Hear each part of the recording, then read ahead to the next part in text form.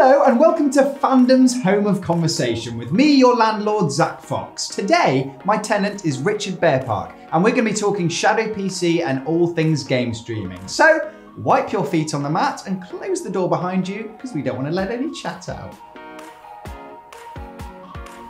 For those of you who don't know what game streaming is, exactly what is it? So it's basically Netflix but for games. Imagine being able to play your favourite games from anywhere in the world on whatever device that you have. I remember a few years ago, a company called Utomic was promising this service, you know. So up until now, if you wanted to play a game, it had to be rendered in real time in the location that you're in. Utomic comes along and says, hey, we'll render the games for you, don't sweat, and we'll stream it over your internet connection. The problem was, and this was a few years ago, the latency was an issue.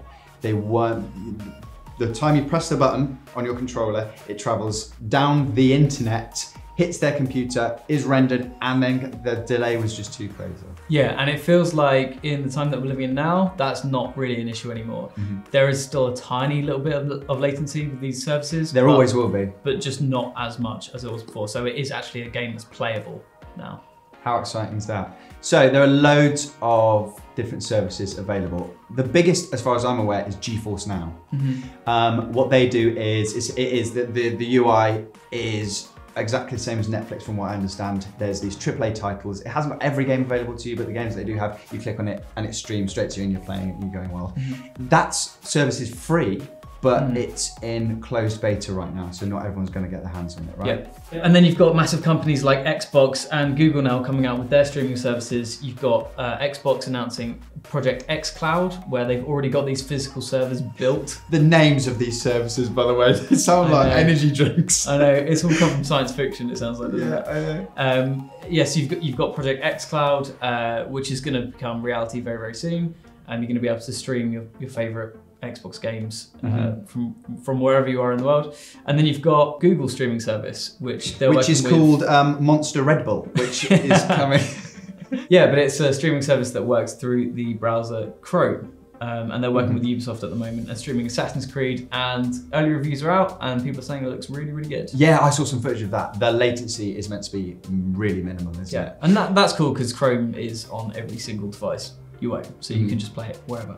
Yeah, Google have got everywhere. They're a bit like insects. So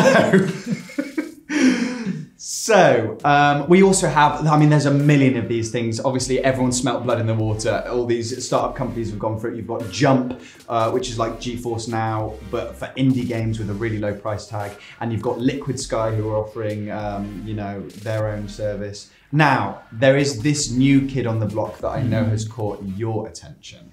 Yeah, so this is Shadow PC and it's by a company called Blade. They're a French company and they've developed a technology that allows you to have a full Windows 10 PC in your pocket.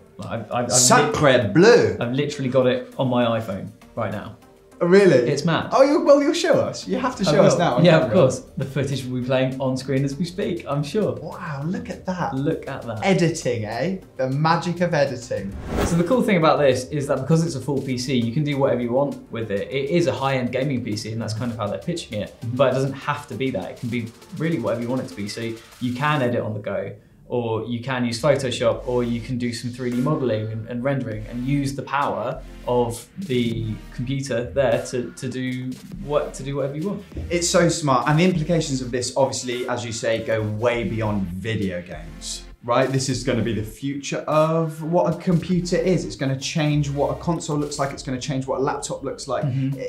There's nothing stopping in the next 5 years we're talking about. This is like future stuff. And it's happening now and it's like no one seems to care. I know, and it's working, and it is a product that actually works. And it's mad because there isn't really anything to look at. There isn't really any hardware. It's just it's using hardware that you've already got. It's using hardware that you could have had back in 2009. It's also probably going to change what the PS5 looks like.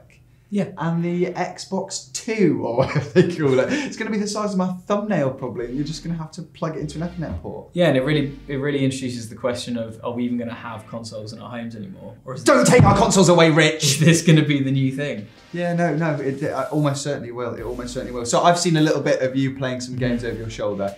To me, it looks like it's running 60 frames per second, smooth as butter with really low latency now. Yeah, I mean, we tested this thing to its limits. We put GTA 5 on top settings and can play through the first mission. And it ran as smooth as silk, to be honest. Yeah. There wasn't any latency that we could tell. The graphics looked incredible. The textures looked amazing. It's really hard to believe that thing's running in France and we were here playing it in England over an office Wi-Fi connection that isn't very good. Amazing. So you say it runs on your iPhone, you say it runs on an old laptop. What other platforms does it run on? It runs on Android, Mac, Linux, PC, anything where you can get the Shadow app, it runs.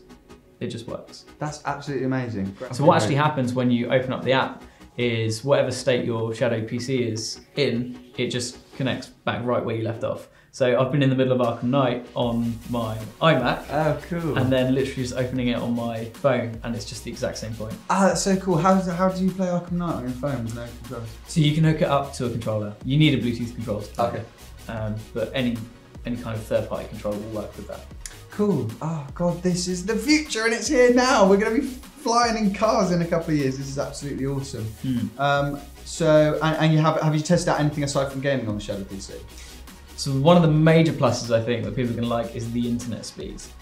So wherever you are in the world, imagine having a gigabit connection. Because it uses their internet connection, exactly. Not yours. That's so weird. Exactly. So you've got a gigabit fiber connection, which you can access wherever you are. So you could be on like a 5 megabit internet connection in like a coffee shop somewhere, and you could have, this crazy power at the other end in France with full speed internet. That is so handy because at the moment, dragging my desktop into Starbucks has been such a nightmare. I've got my monitor under one arm, I've got the kicking the Xbox controller along the floor in front of me. It's been such a nightmare. So but that is a massive plus point though, isn't it? Because it's what they're pitching is you never have to upgrade your PC again. They're going to constantly upgrade. So at the moment, you've got an NVIDIA or the equivalent of an NVIDIA GTX. Wait, are we getting into stats Let's here? do We're some getting stats. let's get our sink our teeth into some figures. So yes, great. What sort of hardware is this PC running? So you've got an equivalent of an NVIDIA GTX 1080. Yeah, that's really interesting. When we say equivalent, it's not, you don't actually have one physical desktop sat there with one graphics card in or anything like that. It's drawing from a mega powerful graphics card and just partitioning bits off and giving them out to these separate virtual machines. That's basically how it works. So that's why they have to say equivalent. Yep, and you got 12 gig of RAM and you got 256 gig of storage. Wow, they are some numbers for sure. Yeah, what you'll find though is that most games that you want to play, if the big AAA titles, they're going to be about 50 gigs, so that space is going to run out quite quickly. Can you buy more hard drive space and all the rest of it? Yeah, they've just announced that you can upgrade to 1 terabyte. So Great. you do have that option. All right, so let's talk right now. Do you think that you're going to be using Shadow PC for a long time? I'm so ingrained with using Apple products that actually switching to Windows 10 and seeing that setup again genuinely threw me. That's so interesting. Yeah, I used to be a PC user my whole life until I went to a Mac, and the only reason I use Macs really is because of editing, and it's just more powerful and easy to use for me. But I feel like I've just lost all knowledge of Windows now, and it's actually quite hard to navigate. Like when you haven't used it for a while, it is hard to navigate. Sure. But what I can really see myself using this for is editing on the go. So at the moment, there isn't external hard drive support, so you can't plug a hard drive in the UK and it appear on the computer in France. That is going to come eventually. So when that does come, I can imagine editing on this thing and then being able to upload super quickly, which would be awesome. Yeah, that would be absolutely amazing. So what you'd like to see, and they probably will offer this service at some point, is Shadow PC say, hey, we also do OS operating system, right? You know what I mean? We also do Macs. Yeah, maybe, who knows? Who knows? I don't know if they're going to go in that direction at all, but I think that's something that I would like to see. Perhaps not with it, because the slant at the moment is it's more towards gaming, isn't it? Yeah. That's what's driving, that's the fuel behind this whole revolution. So before we wrap up this, at times, borderline tedious video, let's talk about the Shadow Box. So the Shadow Box is a piece of hardware that Blade have brought out. So imagine like your NVIDIA Shield sitting underneath the TV, that's basically what the Shadow Box is. Yeah. They've said that they'd like you to think of this as your computer, like what they want you to imagine that's where your Windows 10 system is in that little box. But, you know, it's just a way to show you the virtual machine that you've got somewhere else. Yeah, sure. It's got an Ethernet port, so you can have your dedicated internet connection in there. You don't have to rely on your Wi-Fi.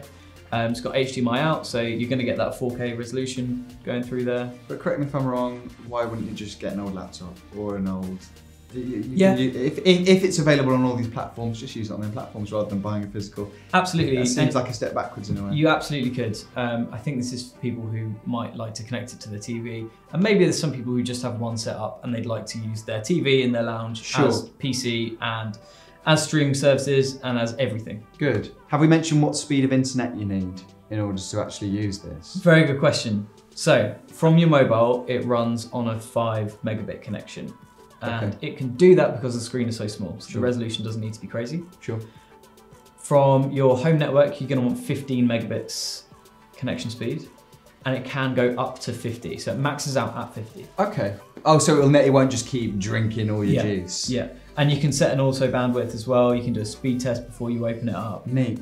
So they've got all these kind of like tools in the Shadow PC app that will determine what connection you need to run it properly. In a city like London and in most of the developed world, that won't be an issue. However, I've got family in Cornwall. I've got family in tucked away in the corners of the country, and this actually won't be available to them yet. Well, it's not for everyone. Obviously, if you don't have the internet connection there, then it's not going to work. And I guess kind of its biggest success of being available everywhere is its biggest pitfall, because if you don't have the internet, then you're not going to be able to access it. Why don't you just download the internet then? That's a great idea. And the cool thing is, if you don't have that connection speed there, they are experimenting with H.265, which is a different way of encoding video, which requires a lower bandwidth to play.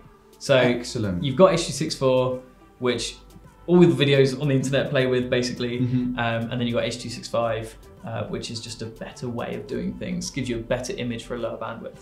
Of course they're experimenting with new, smarter ways of doing this because there's a market there and there's money there, and these Frenchmen will figure it out. Excellent. So there's one thing that I want to add. If you already, like me, have a desktop PC at home, sat collecting dust, and you're thinking, how can I play that on the go? Can I actually access my own desktop on the go? Of course you can. You can do it right now. I use a service called Parsec, and it basically turns your own desktop into a Shadow PC that you can access from anywhere that you've got an internet connection. But the one downside is with Parsec is that the client PC that you use to access your computer at home or wherever, your work computer, that also needs to be a little bit beefy. It can't run on an old laptop or on a phone yet. Again, I'm sure the technology will get there. We'll be looking back at this and laughing at some point probably at how funny that looks. Quickly, we've only got 3 minutes left on the SD card. Pros and cons. Pros and cons. Oh, he's ready, someone's prepared. So the pros for Shadow PC, you got a high internet connection with an extremely low ping. That's very good when you want to play video games. Okay.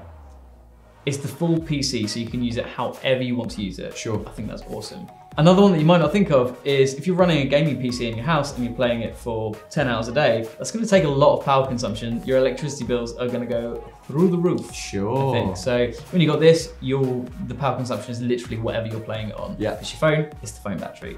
No, it's minimal because it's just decoding video. That's all it's doing. A couple of cons. Here we go. Now we're talking. The hard drive's a big thing for me at the moment. If it can't recognize an external hard drive, it's a little bit annoying because it doesn't feel like it's there with you. It feels like it is somewhere else. Sure, exactly. I noticed the resolution dip because I was on 5K Retina iMac. You notice that it is a video stream. Yes. I think. So the image quality isn't going to be as perfect as if you're playing it from a console, from a dedicated PC, right there and then. But hey, there's current gen consoles that are literally running at 720p right now. So the resolution isn't be all and end all. I've seen the games running through Shadow PC. They look absolutely fantastic. I'm so excited to see where this technology goes. Yeah. Richard Bear Park, thank you so much for joining me for this chat. Is there anything else you want to say quickly? Streaming is the future. Hashtag streaming is the future. Guys, thank you so much for joining us for this chat. We've got plenty more coming, way more than you want to watch and I want to do. Keep it fandom. Make sure you follow us on our socials at GetFandom. And until next time, what was that catchphrase again? Streaming's the future. Streaming's the future.